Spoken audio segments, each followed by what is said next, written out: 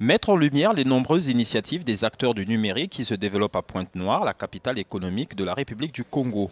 C'était le principal enjeu de la première journée porte ouverte sur le numérique qu'a abrité la chambre de commerce de la ville.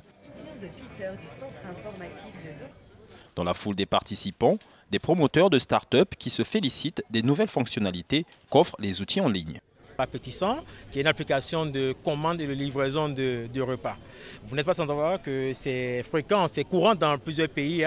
Ici, on a remarqué que 55% des gens qui font des commandes par téléphone ne sont pas satisfaits. Mais pourquoi? Parce qu'il n'y a pas la traçabilité. J'appelle, je demande un pain sucré, on m'amène un pain salé.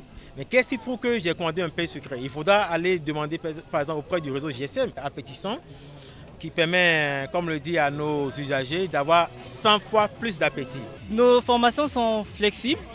Aujourd'hui, si nous nous mettons dans le monde numérique, c'est pour permettre à tous ceux qui ont un temps plus ou moins chargé de trouver un moyen d'être un peu plus libre dans l'apprentissage. Donc, la nouveauté, c'est que du jour comme de la nuit, on a la possibilité de suivre ces cours partout et à n'importe quel moment.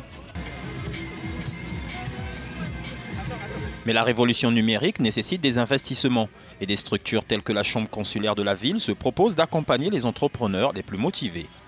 La Chambre, vous savez, fait partie d'une association qu'on appelle Pointe-Noire Industrielle qui accompagne les PME et cette association a un fonds de garantie et a des accords de partenariat vers certaines banques de la place.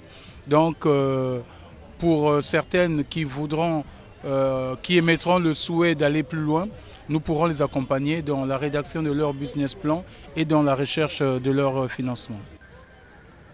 La République du Congo traverse une sévère crise économique consécutive à la chute des cours du pétrole il y a 3 ans. Cette journée porte ouverte sur le numérique a permis aux visiteurs de voir que le secteur peut permettre de résorber la montée du chômage. Ce que je viens de voir aujourd'hui est la preuve que les jeunes Congolais ne sont pas seulement en train d'attendre un travail, mais ils vont chercher le travail. Et je suis très surprise et je dirais très contente, très fière de dire que je suis congolaise aujourd'hui parce que je vois mes frères qui ont peut-être quitté l'université, qui ont peut-être fait autre chose dans la vie, mais qui mettent leur talent pour le service des autres. Au regard du déroulement de cette première journée porte ouverte sur le numérique, tout porte à croire que les jeunes start-up congolais sont prêts à relever le défi du développement numérique en Afrique. Cédric César Siosolo, Bartel Ponzou, Africa News.